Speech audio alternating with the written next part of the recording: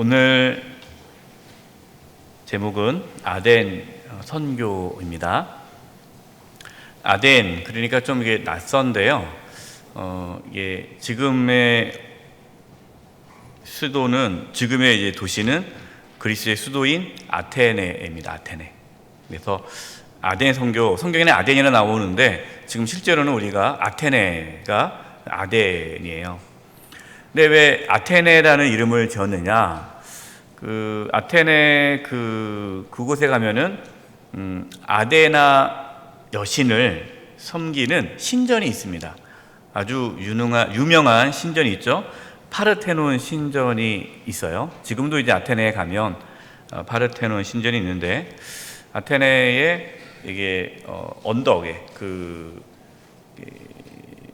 언덕, 뭐 산이라고는 뭐하지만 그 위에 신전이 쫙 그냥 이렇게 웅장하게 있죠.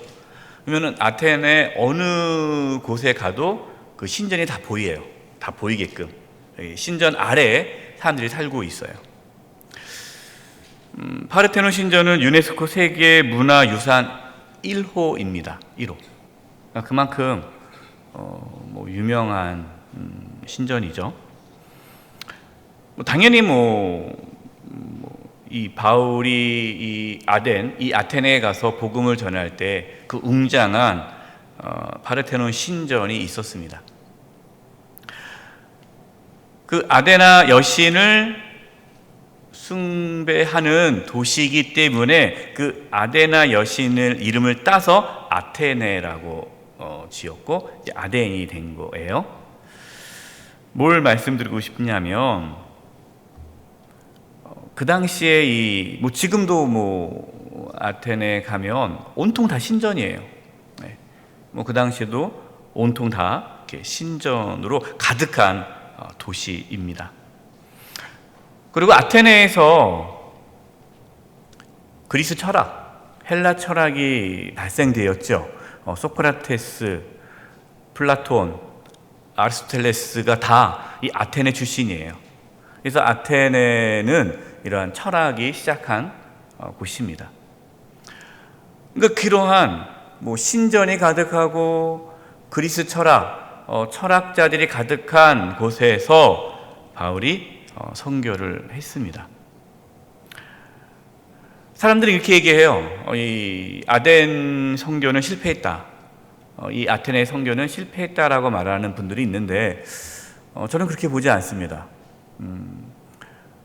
세상적인 관점에 봤을 때 이 아테네에서 많은 사람이 구원을 받지 못했기 때문에 세상적인 어떤 숫자로 봤을 때는 그렇게 말할 수 있겠지만, 지난번 말씀했듯이 바울의 사역을 보면요, 바울이 이렇게 폭발적인 부흥을 경험을 못해요. 예, 쫓겨나고 또 핍박받고 또 저기 도망가고, 그래서 작은 공동체만 세우지 이렇게 큰 교회를 세우지 못합니다. 그러나 바울의 그 삶을 통해 하나님은 역사하셨다라는 거예요. 그래서 오늘 이 아테네에서 바울이 선교하는 모습을 통해 우리가 하나님을 더 깊이 알아가고, 또 우리의 삶의 자리에서 또 하나님께서 우리에게 주신 사명을 잘 감당할 수 있기를 바랍니다. 첫 번째, 세상의 문화를 살펴보고 우상 숭배를 슬퍼하십시오. 1번, 베레아 사람들은 어떻게 말씀을 받아들였습니까? 자, 바울이 데살로니가 지역에서 복음을 전합니다. 이 데살로니가 지역에서 복음을 전하는데 바울이 3주밖에 있지 못해요. 왜냐하면 너무 박해가 심해서 거기에 있는 유대인들이 바울을 이제 죽이려고 하기 때문에 도저히 있을 수 없어서 데살로니가 이 지역에 3주만 있다가 베레아로 내려옵니다. 베레아. 근데 이 3주 만에 데살로니가 교회가 세워져요. 우리가 데살로니가 전서 후서를 보면 알 수 있는 것은 또 다른 지역, 이쪽 지역에서 가장 본이 되는 교회가 데살로니가 교회입니다. 가장 많은 순교자가 나온 교회이면서 가장 본이 되는 교회가 데살로니가 교회예요. 몇 주 만에 교회가 세워졌다고요? 네, 3주 만에. 3주 만에 교회가 세워졌는데 시간이 지나면 지날수록 아주 든든한 교회로 세워졌어요. 근데 거기서 3주 만에 내려와서 베레아로 갔는데 베레아 사람들은 어떻게 말씀을 받아들였습니까? 사도행전 17장 11절 12절 한번 읽어보겠습니다. 시작. 베레아에 있는 사람들은 데살로니가에 있는 사람들보다 더 너그러워서 간절한 마음으로 말씀을 받고 이것이 그러한가 하여 날마다 성경을 상고하므로 그중에 믿는 사람이 많고 또 헬라의 귀부인과 남자가 적지 아니하나. 베레아 사람들은 말씀을 들을 때 어떻게 말씀을 들었습니까? 상고하였다. 날마다 성경을 상고하였다. 이것이 그러한가 하여. 여러분, 우리가 말씀을 들을 때 그냥 들으시면 안 돼요. 말씀을 들으실 때 이 말씀이 이런 뜻인가? 생각하면서 깊이 생각하면서 하나님 말씀을 들어야 되고, 그리고 날마다 이 베레아 사람들처럼 하나님 말씀을 상고, 연구하고 배워야 돼요. 여러분, 신앙은 저절로 이렇게 세워지지 않습니다. 끊임없이 말씀을 배우고 이렇게 나누셔야 돼요. 너무나 감사하게 우리가 또 이렇게 3년에 걸쳐서 가스펠 프로젝트를 통해서 창세기부터 이제 요한계시록까지 3년에 걸쳐서 말씀을 지금 배우고 있는 중이잖아요. 한번 여기서 한 번도 지금까지 빠진 적이 없다. 물론 우리가 공식적으로 이 가스펠 프로젝트 수요 사경에 이렇게 만나서 못하고 온라인으로 예배 드리는 거 빼고 교회에서 이렇게 만나서 예배 드릴 수 있는 그 시점에서 한 번도 나는 수요 사경에 빠진 적이 없다. 개근자 한번 들어보시겠어요? 네, 내려주세요. 점점 줄어들고 있어서 감사해야 되나? 내가 선물을 드리기로 했는데 그래요. 이게 한 번도 안 빠지신 분들 끝까지 잘 해주시고, 또 뭐 빠졌다고 해서 포기하지 마시고 계속해서 이렇게 말씀을 배워주시기 바라고, 또 잘 이거 모아서 프린트물 잘 모으셔가지고 3년 모으면 또 여러분이 개인적으로 창세기 여기 금주의 성경 읽기가 밑에 다 있어요. 그래서 요 내용대로 여러분 성경 읽으시면서 이렇게 따라오시면 되겠습니다. 이제 얼마 안 남았어요. 올해면 끝납니다. 그래서 끝까지 담당해 주시기 바라요. 또 우리가 말씀과 기도로 새로워지는 영적 순례길을 걷고 있습니다. 그래서 많은 성도님들이 또 그 말씀을 묵상하고 또 나누고 계시는데 참 감사합니다. 많이 제가 이제 듣는데 정말 그 말씀을 통해서 본인이 변화되어지고 새로워지고 또 깨닫게 되었다라는 그런 은혜들을 나누는 것을 제가 듣고 너무나 감사했습니다. 끝까지 우리 성도님들 영적 순례의 길을 잘 걸어가시고 말씀을 듣는 것을 끝내지 마시고 그 말씀대로 살아가는 은혜가 있기를 바랍니다. 말씀을 여러분들이 그렇게 잘 사모하면서 배우셔야 된다라는 거예요. 두 번째, 바울은 아덴에서 왜 격분하였습니까? 우리 16절 말씀 읽겠습니다. 시작. 바울이 아덴에서 그들을 기다리다가 그 성에 우상이 가득한 것을 보고 마음에 격분하여. 이제 바울이 아테네에 처음 가봤어요. 그러니까 깜짝 놀란 거예요. 왜냐하면 도시 전체가 다 신전이에요. 신전. 그리스는 얼마나 많은 신들이 있는지 몰라요. 그러니까 우상이 가득한 걸 보고 분노가 일어났어요. 저는 이 바울이 이 모습 보면서요, 도전을 받은 게 뭐냐면, 이 아테네를 가면 그 엄청난 신전들이 웅장하게 있어요. 그리고 거기에는 내노랄 만한 그런 철학자들이 다 있잖아요.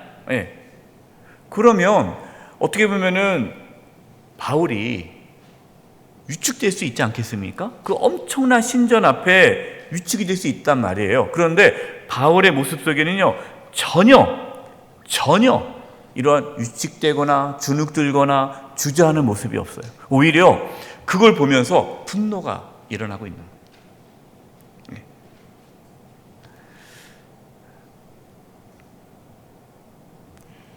여러분, 우리 그리스도인들은 화를 내서는 안 될까요? 예. 우리 그리스도인들은 화를 내면 안 되죠. 그러나 거룩한 분노가 있어야 돼요. 이 거룩한 분노를 통해서 하나님께서 일을 하십니다. 거룩한 분노. 그래서 세 번째, 그리스도인은 화를 내서는 안 됩니까? 요한복음 2장 13절 15절. 유대인은 유월절이 가까운지라 예수께서 예루살렘으로 올라가셨더니 성전 안에서 소와 양과 비둘기 파는 사람들과 돈 바꾸는 사람들이 앉아 있는 것을 보시고 노끈으로 채찍을 만드사 양이나 소를 다 성전에 늦추시고 돈 바꾸는 사람들의 돈을 쏟으시며 상을 엎으시고. 여러분, 예수님도 화를 내셨죠? 예수님도 성전에 들어가 보니까 장사하는 자들이 있으니까 화가 나신 거예요. 왜? 성전은 그러면 안 되잖아요. 기도하는 곳인데, 하나님께 예배하는 곳인데 이것이 강도의 소굴이 돼버렸어요. 그것을 보고 화가 나셔서 다 엎으셨단 말이에요.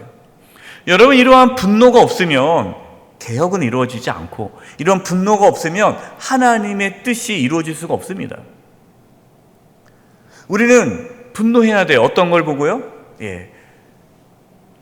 교회가 교회답지 못한 모습을 보고 분노해야 돼요.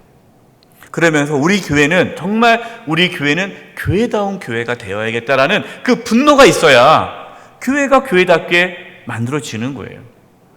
문제 있는 교회 보고도 다 교회가 그렇지 뭐. 잘못된 신앙 보면서 다 인간이 죄인이지 뭐. 자신에게도 분노해야 돼요. 내가 하나님 말씀 살아가지 못하고 있는 내 자신을 보면서 분노해야 돼요. 그런데 내가 죄를 지어요. 죄 짓는데 다 인간이 그렇지 뭐. 자기에 대해서 너무 관용해. 너무 관대해요. 자기를 너무 이렇게 그냥 내버려둬요. 여러분, 그러면 그 영혼은 살 수가 없어요. 우리는 내 자신에 대해서 분노가 있어야 돼요. 내가 하나님 말씀 살아가지 못하는 것에 대해서 분노가 있어야 되고, 지금 우리가 살고 있는 이 땅 가운데 하나님의 정의와 공의가, 복음이 전파되지 않은 것을 보고 안타까워하고 분노가 있어야 돼요. 그래야 하나님께서는 그러한 분노를 통해서 일을 하십니다. 저와 여러분 가운데 이런 거룩한 분노가 있기를 바랍니다. 세상이 악해지고 하나님 뜻대로 살아가지 않는 모습 보면서 분노가 일어나기를 바라요. 두 번째, 선을 긍정하고 악을 책망하며 진리를 선포하십시오. 이게 무슨 말이냐면, 지금 이제 바울이 이 아테네에 가보니까 이미 그 사람들은 신전이 많이 있잖아요. 그러니까 신전이 많이 있다라는 것은 그들 마음에 뭐가 있다는 거예요? 신에 대한 갈망이 있다라는 거예요. 이것이 긍정적일 수 있다라는 거죠. 무신론자가 아니라는 거예요. 그들 가운데는 종교성, 신에 대한 갈망이 있으니까 그것을 긍정적으로 보면서 또 그들에게 그것이 긍정적이지만 그 속에 또 우상이 있잖아요. 그러니까 그것을 악을 책망하고 진리를 선포한다라는 내용입니다. 자, 1번. 바울은 어디서 복음을 전하였습니까? 17절입니다. 같이 한번 읽어보겠습니다. 시작. 회당에서는 유대인과 경건한 사람들과 또 장터에서는 날마다 만나는 사람들과 변론하니. 여러분, 바울은 회당에 가서 유대인들, 경건한 자는 이제 이방인이지만 하나님을 섬기는 자들을 뜻해요. 그러니까 회당에 오는 거죠. 이들에게 회당에 가서 이미 하나님을 아는 자들에게 예수님을 전하는 거고, 그리고 장터에, 시장에 가서는, 길거리에서 사람들 모이는 곳에 가서는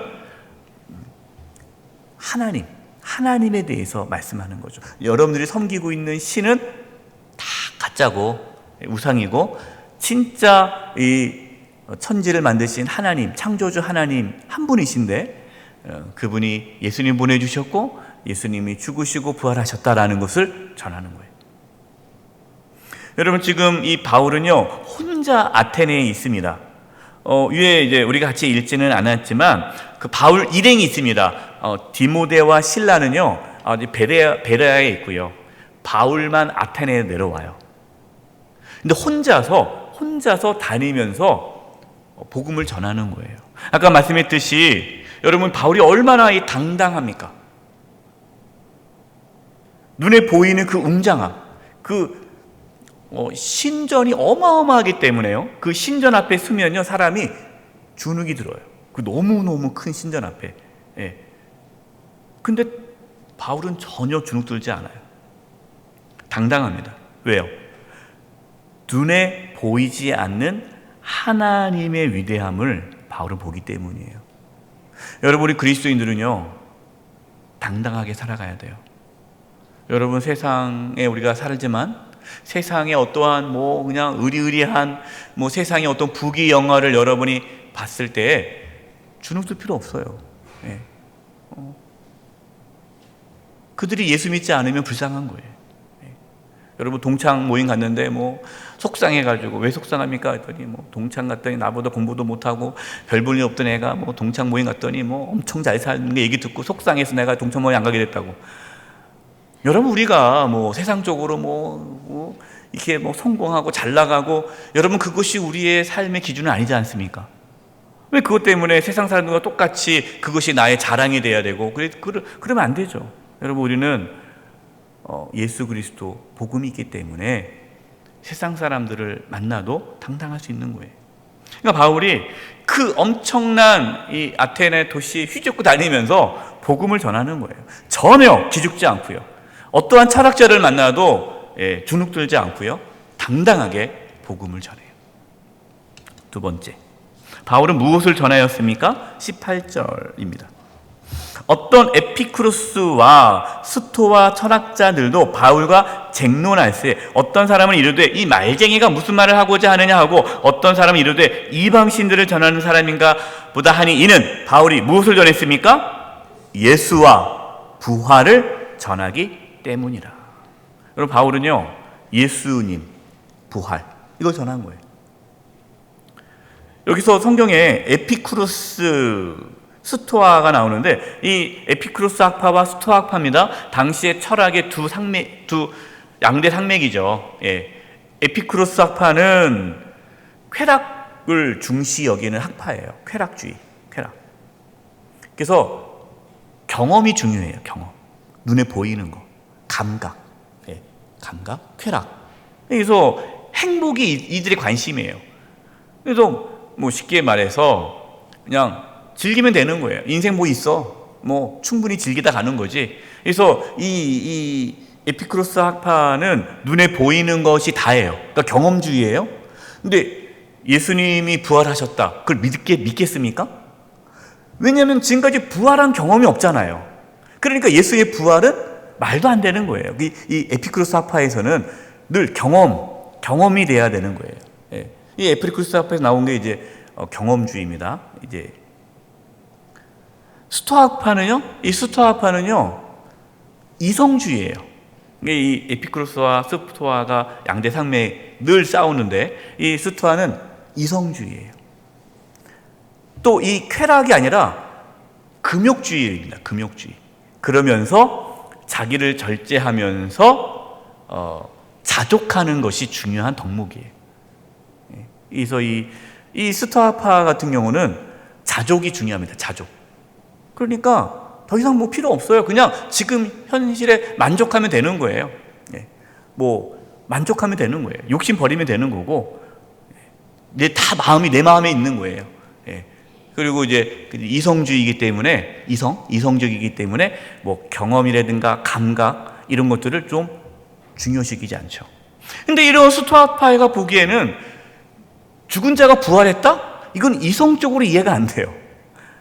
뭘 말씀드리고 싶냐면, 지금 성경에 에피쿠로스 학파와 스토아 철학자라는 것은 그 당시에 그리스 철학의 양대 철학인데, 그 모든 철학자들의 눈에 봤을 때는 예수 그리스도의 부활은 말도 안 되는 얘기예요. 먹히지를 않을 거예요. 그런데 바울은 듣든지 아니 듣든지 말도 안 된다라는 얘기를 들어도 그게 진실이니까, 그게 진리이니까 예수님의 부활을 전하는 거예요. 여러분, 복음의 핵심이 무엇입니까? 부활이에요. 부활.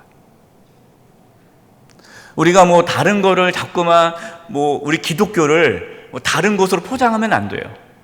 뭐 교회 나와봐, 그뭐 너무 좋아, 뭐 마음이 평안해. 물론 맞죠, 다. 그러나 핵심은 뭐예요? 부활이에요. 왜 우리가 예수님 믿습니까? 예수님 부활하셨으니까.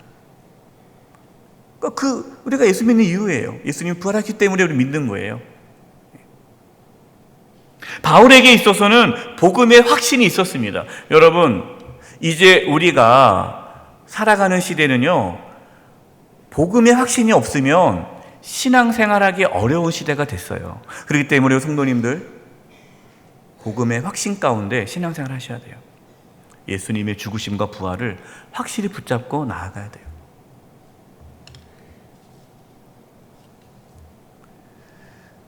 세 번째, 아덴 사람들은 어떤 사람들이었습니까? 21절, 22절, 21절. 모든 아덴 사람과 거기 나그네 된 외국인들이 가장 새로운 것을 말하고 듣는 것 외에는 달리 시간을 쓰지 않음이었더라. 아까 말씀했듯이 이 아테네는 철학, 그리스 철학이 나온 도시이기 때문에 사람들이 다 철학자예요. 그래서 뭘 하기 좋아하느냐? 모여가지고 서로 이야기하기를 좋아해요. 새로운 어떠한 학파가 있냐, 뭐 새로운 배운 게 있냐, 그러면서 이 새로운 지식, 그러니까 이들의 관심은요, 지식에 대한 유희, 그러니까 지적 유희죠. 그냥 지식적인 어떤 그걸 가지고 즐기는 거예요. 그래서 내가 이런 거 뭐 안다, 뭐 자기가 아는 것을 쭉 얘기하면서 그걸 만족하는 거예요.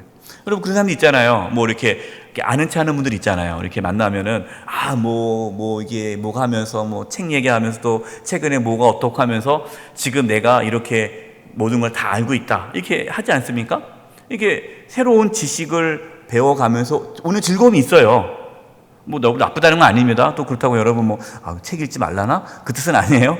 책 읽으셔야 되고 뭐 이건 다 필요한데, 지금 이 아덴 사람들의 관심은 영적인 구원이 아니라 단순히 지적인 유희, 즐거움만을 쫓는 사람들이라는 거예요. 근데 여러분, 놀랍게도요, 교회 안에서 그런 분들이 있어요.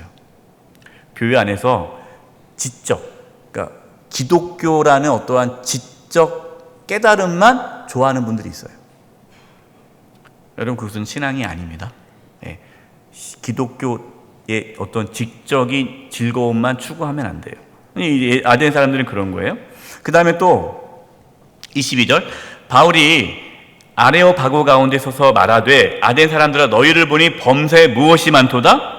종교심이 많도다. 이 종교심이 많은 거예요. 종교심이 많으니까 신전을 많이 지어놨죠. 그러니까 바울은 그 부분을 가지고 접근을 하는 거예요. 그러니까 다른 것보다도 이 종교성을 가지고 이제 이 아덴에 있는 사람들하고 대화를 열어가기 시작합니다. 네 번째, 바울은 종교심이 많은 아덴 사람에게 어떻게 접근하였습니까? 23절. 우리 23절을 같이 한번 읽어보겠습니다. 시작. 내가 두루다니며 너희가 위하는 것들을 보다가 알지 못하는 신에게라고 새긴 단도 보았으니 그런즉 너희가 알지 못하고 위하는 그것을 내가 너희에게 알게 하리라.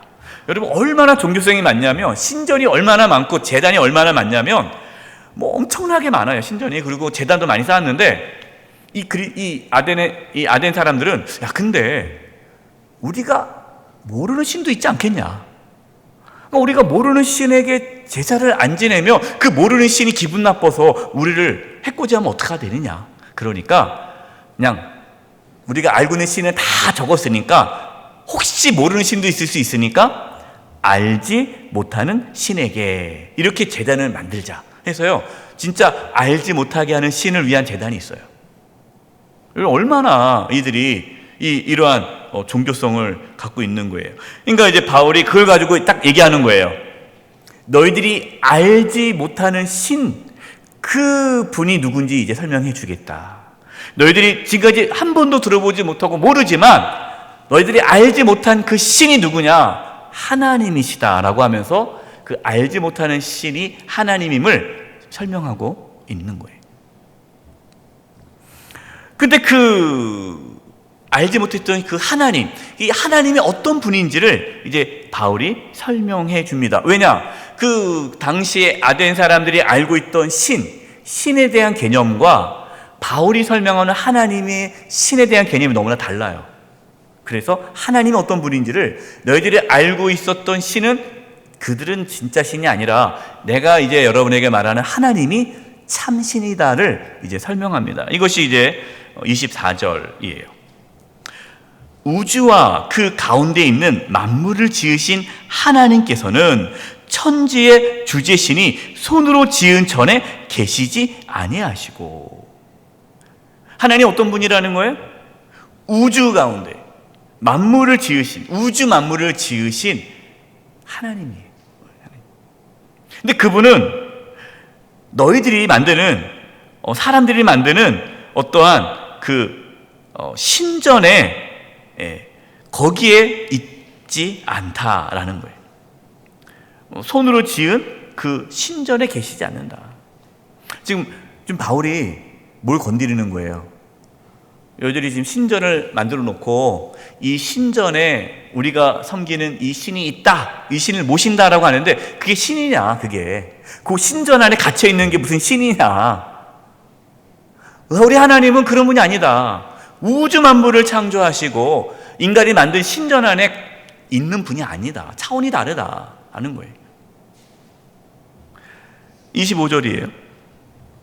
또 무엇이 부족한 것처럼 사람의 손으로 섬김을 받으신 것이 아니니, 여러분 그들이 왜 자꾸만 신전을 세우고 그렇게 그 신전에서 자꾸만 이렇게 제사를 지내고 제물을 바치냐? 그렇게 안 하면 그 신이 배고픈 거예요. 그러니까 인간이 신을 받들어 줘야 돼요. 그래야 신이 이제 행복하고 뭔가 만족이 되는 거예요. 비율을 맞춰줘야 돼요. 근데 바로 얘기하는 게 그게 무슨 신이냐? 인간의 도움 없이는 살 수 없는 게 무슨 신이냐? 하나님은 사람의 도움이 필요 없다. 오히려 이는 만민에게 생명과 호흡과 만물을 친히 주시는 이심이라. 하나님께서는 오히려 사람들에게 무엇을 줬다고요? 생명과 호흡과 또 만물을 친히 만들어 주신 분이시다. 여러분이 얼마나 이 차원이 다릅니까? 네. 여러분, 저와 여러분이 섬기는 하나님은요, 진짜 살아계신 하나님이세요. 그러니까 바울이 이러한 확신이 있는 거죠. 하나님 어떤 분이 아니까 그 엄청난 신전 앞에서도 주눅들지 않는 거예요. 다 그것이 그냥 우스워 보이는 거고 안타까워 보이는 거고 어리석게 보이는 거예요.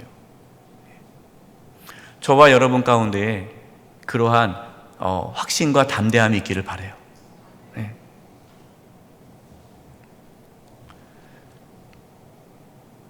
그 다음에 이제 5번째, 사람은 어떤 존재입니까? 하나님에 대해서 설명을 했어요. 그 다음에 사람에 대해서 얘기합니다. 사람은 어떤 존재인가? 26절.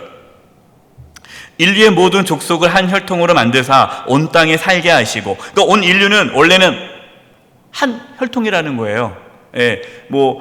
여기는 헬라인이냐, 또 이게 유대인이냐, 또 여러 종족이 있잖아요. 왜냐면 이 당시에 이 아덴 사람들은 자기네들이 헬라 사람이라는 우월의식이 있거든요. 우월의식이 있어요. 헬라 사람이라는. 근데 그것이 아니라는 거죠. 다 인간은 똑같다라는 거예요. 온 땅에 살게 하시고 그들의 연대를 정하시며 거주의 경계를 한정하셨으니, 다음 27절을 읽어보겠습니다. 시작. 이는 사람으로 혹 하나님을 더듬어 찾아 발견하게 하려 하심이로되 그는 우리 각 사람에게 멀리 계시지 아니하도다. 여러분, 하나님께서 사람을 창조하실 때 사람에게는 영혼이 있기 때문에 모든 사람은 하나님을 찾게 되어 있어요. 하나님을. 그러니까 모르니까 더듬어 찾는 거예요. 더듬어. 그러니까 지금 이 아덴 사람들이 그렇게 많은 신전을 세워두고 이렇게 많은 제단을 세우는 이유가 뭡니까? 이들이 알지 못하는 하나님을 몰라요. 그러나 하나님을 찾고 있다는 거예요. 지금 헤매고 있다는 거예요. 너희들이 지금 더듬거리면서 이렇게 하나님을 찾고 있는데 왜 그런지 아냐? 하나님께서 너희들 마음 가운데 하나님을 찾고자 하는 마음을 얻었기 때문이다 라는 거예요. 여러분, 인간은요 누구든지 다 하나님을 찾게 되어 있어요.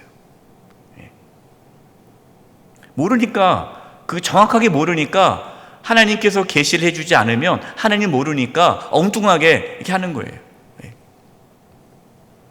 그래서 인간만이 여러분 알다시피 동물 중에 종교가 누가 있어요? 없잖아요. 오직 인간만 신앙이라는 게 있는 거예요. 신앙. 영적인 존재니까. 사람은 어떤 존재냐? 28절 읽겠습니다. 시작. 우리가 그를 힘입어 살며 기동하며 존재하느니라. 여기까지 읽겠습니다. 사람은 어떤 존재예요?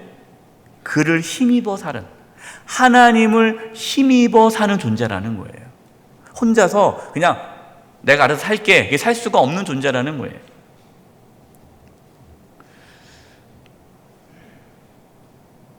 저와 여러분은 하나님 없이 살 수 없습니다. 예. 우리는 그것을 늘 고백하고 살아가는 거예요. 우리의 힘으로 살아가는 게 아니에요.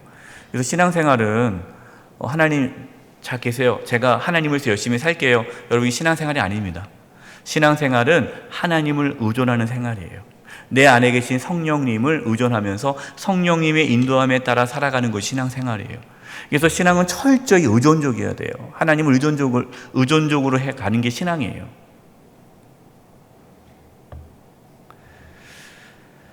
예레미야 2장 13절입니다. 프린트물에 있어요. 내 백성이 두 가지 악을 행하였나니 곧 그들이 생수의 근원되는 나를 버린 것과 스스로 웅덩이를 판 것인데 그것은 물을 가두지 못할 터진 웅덩이들이니라. 뭐가 죄입니까? 예, 생수의 근원 되신 하나님을 버린 것. 그러니까 하나님이 생수의 근원인 거예요. 우리는 하나님을 의지하며 살아야 되는데 그 생수의 근원대 하나님을 버리고 스스로 웅덩이를 파는 거예요. 그러니까 스스로 내가 살 수 있다라고 생각하는 거, 이게 죄예요. 네. 하나님을 의지하지 않고 자신을 의지하며 살아가는 것이 죄다라는 거죠. 이게 지금 이 아덴 사람들이 이러한 죄 가운데 있다라는 것을 지금 바울이 말씀을 통해서 가르쳐 주고 있는 거예요. 그러면서 6번, 바울은 아덴 사람에게 무엇을 요구하였습니까? 29절, 이와 같이 하나님의 소생이 되었은즉 하나님을 금이나 은이나 도래나 사람의 기술과 고안으로 새긴 것들과 같이 이길 것이 아니니라. 그러니까 하나님은 여러분들이 그렇게 만들어 놓은 그런 우상으로 할 수 없다. 그게 무슨 하나님이냐? 그건 아니다. 그러면서 30절 같이 읽어보겠습니다. 시작. 알지 못하던 시대에는 하나님이 간과하셨거니와 이제는 어디든지 사람에게 다 명하사 회개하라 하셨으니. 너희들이 과거에 몰라서 그랬다 치자. 모르니까, 누가 안 알려줬으니까. 이제는 내가 알려주지 않느냐? 이제는 알지 않느냐? 말씀을 통해서 이제 깨닫지 않느냐? 이제는 뭐하라? 회개하라. 회개. 여러분, 신앙의 출발은요, 회개예요. 회개. 회개하지 않으면 신앙은 출발하지 않아요. 근데 그런 분들이 있어요. 회개하지 않고 예수 믿는 사람이 있어요. 교회 나오니까 뭐 잘해주니까 교회 나와요. 사람들이 좋아요. 어울리다 보니까 교회 나와요. 어울리다 보니까 또 목사님 말씀도 좋고 다 좋은 말씀 하시니까 사람들하고 어울리기 좋아요. 그러다 보니까 이제 집사 직분 받아요. 또 열심히 또 교회 봉사해요. 봉사하다 보니까 뭔가 보람도 있어요. 그러니까 이제 또 한정 직분 받으라. 그래서 한정 직분도 받아요. 그러니까 한정 직분 받아 보니까 또 이제 내가 더 많은 일을 하고 싶어. 네. 전혀 이게 신앙과 관계없이요. 그래서 교회에 중직을 맡는 자들이 있어요. 근데 회개가 없어요. 그럼 그분은 아직 신앙 출발을 안 한 거예요. 최근에 어떤 권사님이 저한테 이런 얘기를 해주셨어요. 목사님, 제가 모태신앙입니다. 근데 자기가 모태신앙인데 나중에 회개를 했대요. 회개를. 자기는 그동안 내가 죄인이다, 정말 엄청난 죄인이다, 나 같은 죄인이 없다라는 걸 몰랐대요. 어렸을 때부터 교회 다녔으니까. 그런데 어느 날 나 같은 죄인 그 찬양을 부르면서 나 같은 죄인이 없으면 깨닫게 일주일 동안 울었대요. 일주일 동안 울면서 내가 죄인임을 깨달았다는 거예요. 여러분, 그게 신앙의 시작이에요. 네. 지금 바울이 그냥 단순히 종교성을 가지고 접근한 것이 아니라 뭐 하라고 얘기하는 겁니까? 회개하라. 회개하지 않으면 구원받을 수가 없는 거예요. 베드로후서 3장 9절 읽어보겠습니다. 시작. 주의 약속은 어떤 이들이 더디다고 생각하는 것 같이 더딘 것이 아니라 오직 주께서는 너희를 대하여 오래 참으사 아무도 멸망하지 않고 다 회개하기에 이르기를 원하시느니라. 여러분 중에 혹시 아직까지 회개하지 않고 살아가고 있는 분이 계시다면 회개하십시오. 회개하십시오. 회개해야 삽니다. 회개하지 않으면 살 수가 없어요. 내가 죄를 짓고도 뭐 괜찮다. 뭐 나만 죄죠? 네. 계속 핑계대고 변명하고 여러분 그분 구원 못 받아요. 다시 한번 분명히 말씀드립니다. 회개해야 구원 받아요. 네. 내가 죄인임을 깊이 경험하셔야 돼요. 네. 바울이 그들의 지금 아덴 사람들의 비유를 맞추는 게 아니에요. 회개하라는 거예요. 그동안 여러분들이 갖고 왔었던 모든 철학, 뭐 에피크로스 학파, 스토아 학파, 그 다음에 그들이 여러분 그동안 섬겼던 모든 신전, 그 모든 걸 다 우상, 이거를 철저하게 버리고 주께 돌아오라라는 거예요. 그냥 여러 신 중에 예수님도 하나 껴주세요가 아니에요.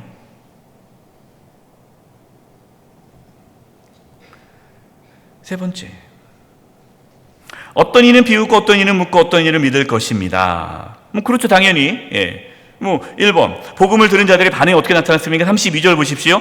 그들이 죽은 자의 부활을 듣고 어떤 사람은 조롱도 하고 어떤 사람은 이 일에 대하여 내 말을 다시 듣겠다 하니, 조롱하는 자가 더 많았어요. 조롱하죠. 예. 조롱받아도 우리는 여러분 예수님이 부활했다는 걸 전해야 되고 예수님만이 구원자이심을 선포하는 거예요. 예수님이 다시 오심을 우리는 고백하는 거예요. 믿지 않는 사람들이 미쳤다고 그러겠죠. 조롱하겠죠.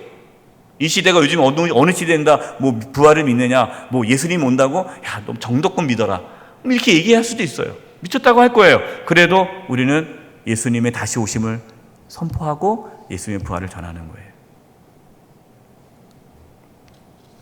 두 번째, 복음을 전할 때 논쟁하려고 하면 어떻게 해야 할까요? 여러분들이 이제 복음을 전하다 보면요, 가족이나 뭐 친지나 친구들 복음 전하다 보면요, 싸움이 일어납니다. 저도 많이 싸웠어요. 왜? 너무 안타까운데 막 이제 얘기해요. 그러면 나는 또 논리적으로 하나님이 살아계시고 예수님이 살아계시면 막 해요. 그러면 결국엔 싸움만 일어나요. 누구랑 가장 많이 싸웠느냐? 저희 형이랑 많이 싸웠어요. 형. 그럼 저희 형은 하나님이 없다, 그걸 이제 증명하면서 얘기하고, 나는 있다. 그럼 결론은 싸움으로 끝나요. 기분 상해서 끝나요. 하나님께 저에게 이 말씀을 주셨어요. 디모데후서 2장 23, 25절. 어리석고 무식한 변론을 버리라. 이에서 다툼이 나는 줄 알미라. 주의 종은 마땅히 다투지 아니하고 모든 사람에 대하여 온유하며 가르치기를 잘하며 참으며 거역하는 자를 온유함으로 훈계할지니 혹 하나님이 그들에게 회개함을 주사 진리를 알게 하실까 하며. 제가 이 말씀 듣고요, 형이랑 싸우지 않았습니다. 형이 막 시비를 걸어와도 그냥 가만히 있고, 그냥 형이 하나님 만났으면 좋겠다 하면서 그냥 논쟁을 하는 것이 아니라 내가 만난 하나님을 계속 얘기하는 거예요. 내가 만난 하나님에 대해서. 뭐 지금은 저희 형님이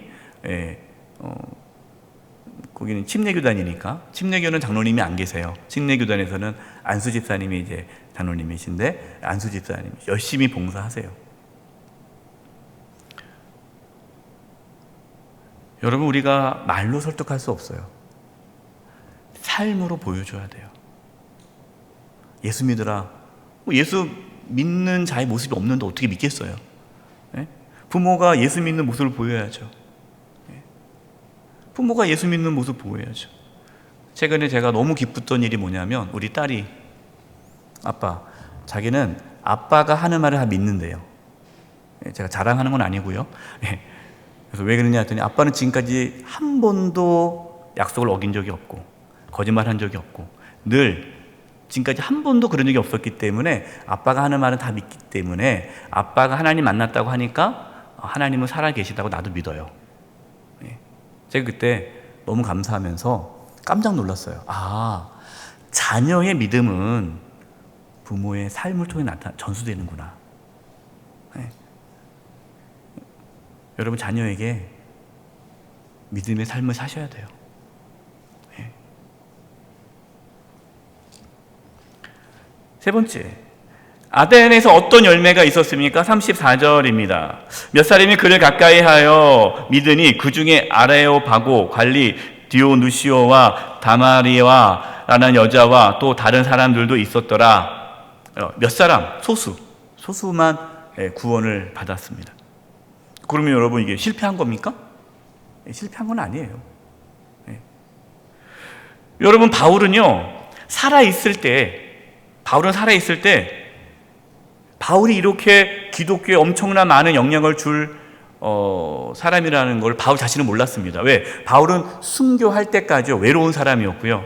바울은 끊임없이 힘들게 사역하다가 순교했어요. 그러니까 바울은 못 봤어요. 이렇게 본인이 편지를 쓰고 교회에게 편지를 쓰고 안타까운 마음으로 기도하는 가운데 하나님 주신 마음을 나눴던 이 모든 것들이 이렇게 후대에 이렇게 하나님 말씀으로 나눠줄지 몰랐어요. 여러분 바울은 정말 외롭게 아무도 모르게 쓸쓸하게 순교했습니다. 그렇다고 바울의 삶이 의미 없었습니까? 우리 그렇게 말 못하잖아요. 우리가 눈에 보이는 결과물에 집착하지 마시고 우리가 지금 있는 현재의 자리에서 최선을 다해 복음을 전하고 최선으로 믿음으로 살아가면 되는 거예요. 결과는 하나님께서 만들어내세요. 내가 다 뭔가 이렇게 하려고 생각하지 마시고 지금 있는 자리에서 최선을 다해 복음을 전하시면 돼요. 저와 여러분 오늘 아덴에서 그 아테네에서 엄청난 신전 앞에서 또 엄청난 철학자들 앞에서 주눅들지 않고 정말 예수 그리스도 한 분을 복음을 담대히 전했던 그 바울을 오늘 보면서 우리도 이 세상 가운데 예수 그리스도를 외칠 수 있기를 간절히 바랍니다. 기도하겠습니다.